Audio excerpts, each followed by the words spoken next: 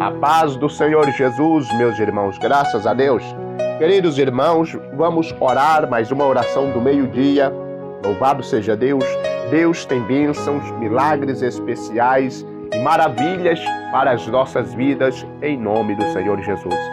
E vamos ler, meus irmãos, a palavra do Senhor que se encontra no livro de Efésios, capítulo 6, versículo 13, que diz assim: Portanto, tomai toda a armadura de Deus, para que possais resistir no dia mau, e havendo feito tudo, permanecei firmes. Ou em algumas outras traduções diz, ficais firmes. É a mesma coisa. Queridos irmãos, graças a Deus, a palavra de Deus, ela se refere neste tema, neste versículo, sobre uma armadura. Porque o apóstolo Paulo, ele faz uma menção nas Escrituras, dizendo que o homem precisa vestir-se de uma armadura, de que o homem precisa, de alguma forma, de uma proteção espiritual. Porque, meus irmãos, o apóstolo Paulo também ele explica que a guerra que o homem vai enfrentar não é uma guerra carnal, não é uma briga de porrada, não é uma briga de faca, onde as pessoas pegam a faca e acertam no outro, ou a pessoa pega um revólver e atira no outro. Não. Paulo, ele não quer se referir para que o homem venha vestir a armadura para este tipo de briga, uma carnificina, de forma nenhuma. Paulo, ele escreve esta carta neste tema para o povo de Éfeso, no intento de alertar o povo, de se revestir de pensamentos espirituais, de se revestir de coisas espirituais, de se revestir da armadura de Deus. O que é se revestir? Você já tem a sua roupa, né? Você já tem ali a sua vestimenta. Agora você vai pôr por cima. O que quer dizer o quê? Revestir, que é colocar por cima da sua roupa.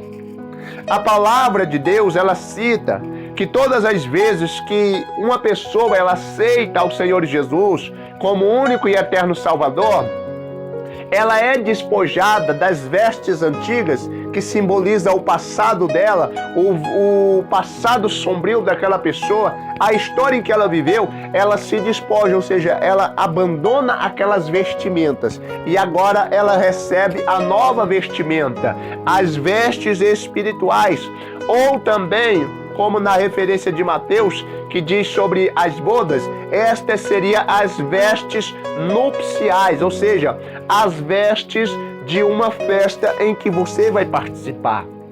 Então agora neste momento, Jesus ele te vestiu das vestes da salvação, aonde você está salvo pela misericórdia de Deus, pela remissão dos pecados, pelo poder do sangue de Jesus Cristo. Você está livre da condenação pela remissão que é o sangue do nosso Senhor Jesus Cristo.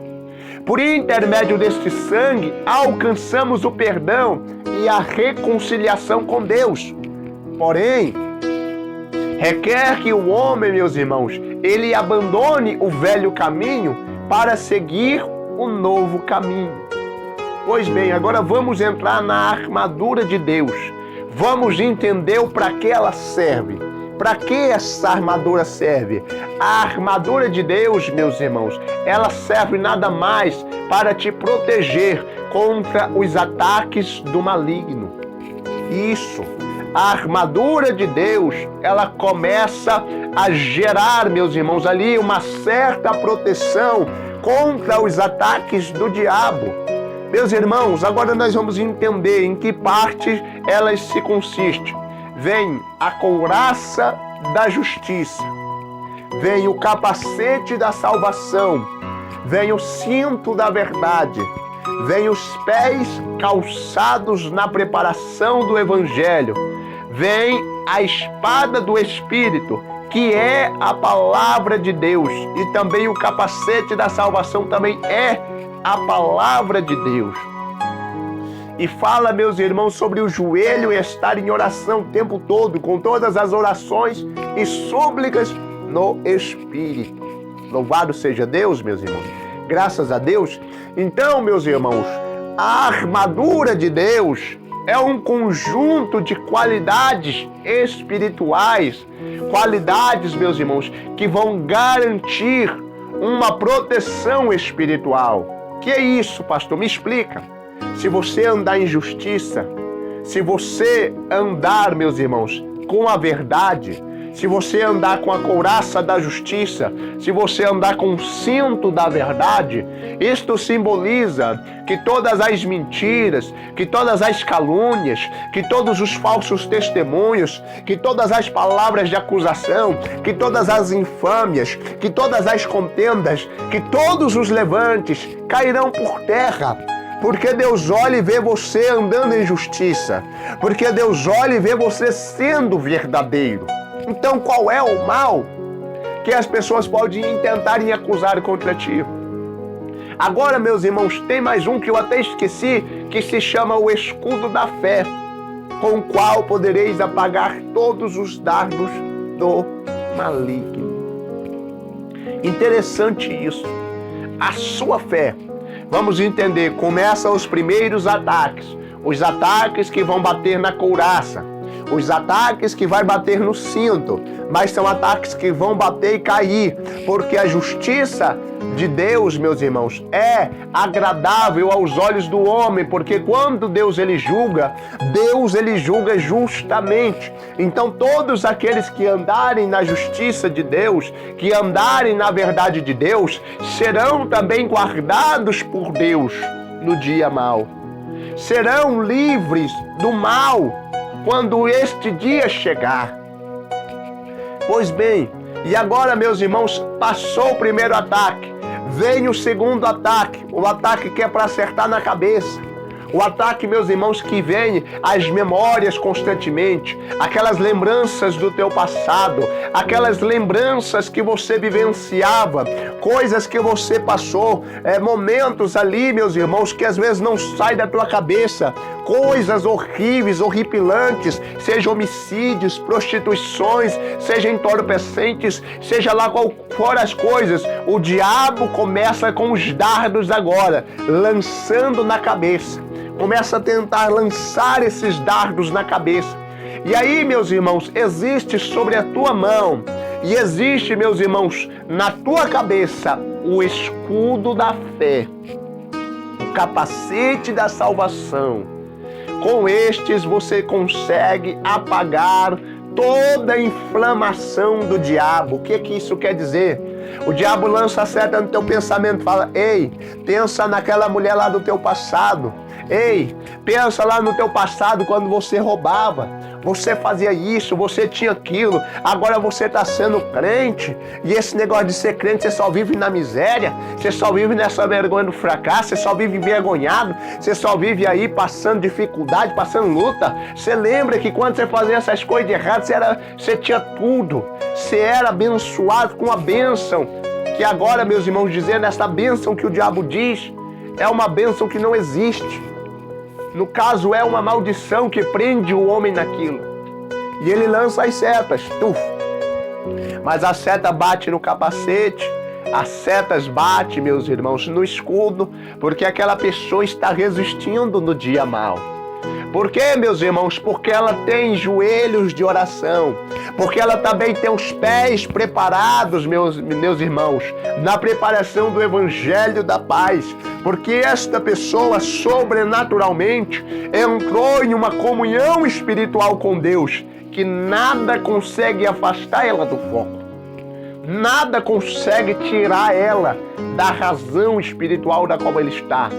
Ela está tão focada no que ela quer, que as mentiras, as calúnias, as setas de coisas do passado, as lembranças do passado, que as riquezas momentâneas, nada disso lubridia ela. Nada disso lubridia, meus irmãos, nada disso faz com que a mente dela venha desejar o mundo novamente. E agora entra, meus irmãos, a melhor parte. E qual é essa, pastor?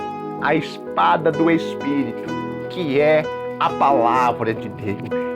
E nós vemos, meus irmãos, que esta espada do Espírito, ela estava sobre a boca de Jesus, ela está sobre a boca de Jesus, ela é o nosso Senhor Jesus. A espada do Espírito, que é a palavra de Deus, Jesus, ele é a palavra. Satanás chega tentando Jesus, fala: ei, tu é o Filho de Deus, tu tá com fome, tu tá passando necessidade, tu tá aí nessa situação. Por que você não faz o seguinte?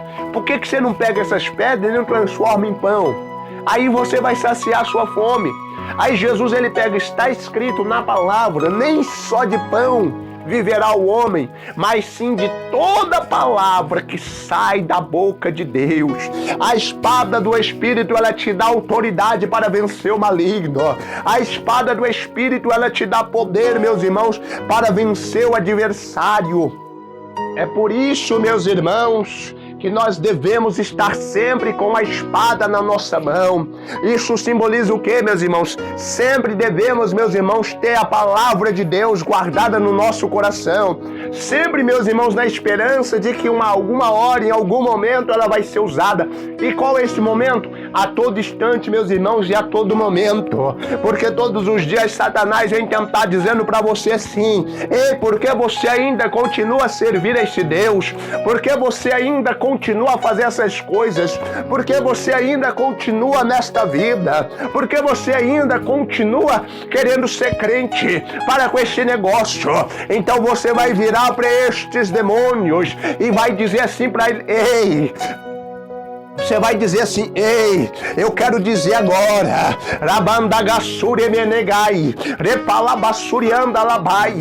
fui chamado por Deus, fui escolhido por Deus, eu não merecia, mas Ele me salvou. E uma coisa eu digo para ti, Satanás: vai-te daqui agora, porque eu servirei ao Deus eterno.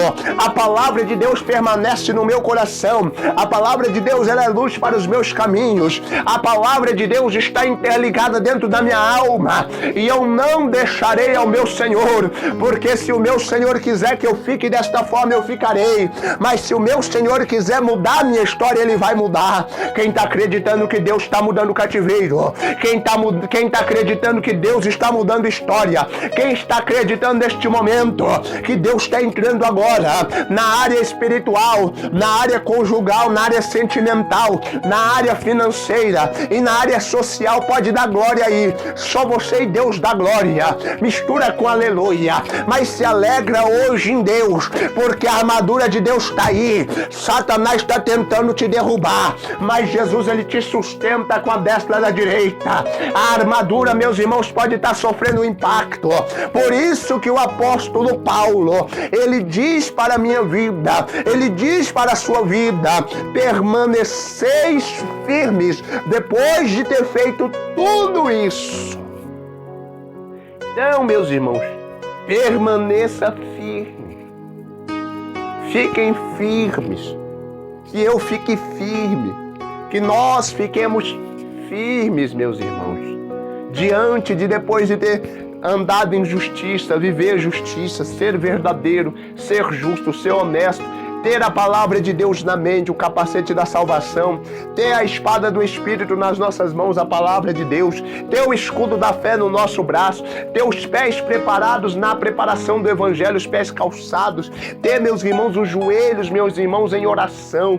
Porque, queridos irmãos, para a glória de Deus, o único que tem o poder de abençoar, meus irmãos, é Deus. E o único também que pode tirar a bênção, meus irmãos, é Ele. Se Satanás está dizendo que tira a bênção, não, ele tem que pedir permissão para Deus. É por isso que ele faz todas essas algazarras. Ele não faz nada porque quer, ele tem que pedir permissão para Deus, ele tem que perguntar para Deus se Deus permite. Então, se você está passando por tudo isso, este vendaval na sua vida, essas dificuldades que você vem enfrentando, todas essas coisas, Deus tem permitido isso.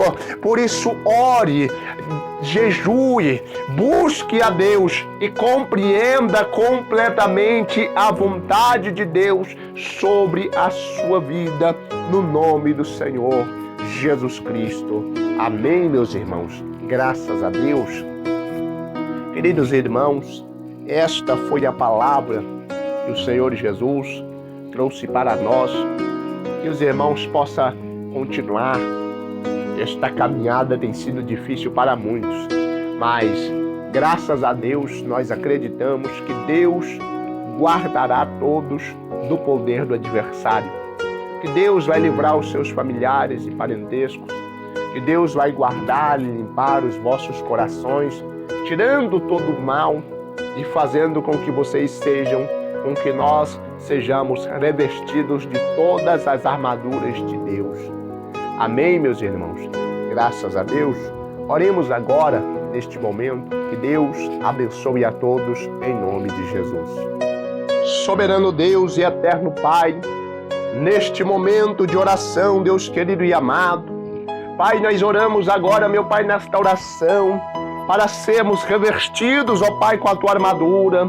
Senhor, desça sobre nós, meu Pai, a couraça da justiça.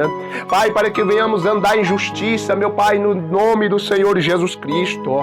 Pai, que seja colocado sobre nós agora, meu Pai, o cinto da verdade, para que sejamos, ó Pai querido, Pai, para que possamos ser verdadeiros, para que possamos ser retos e honestos, meu Pai, cada vez mais diante do Senhor.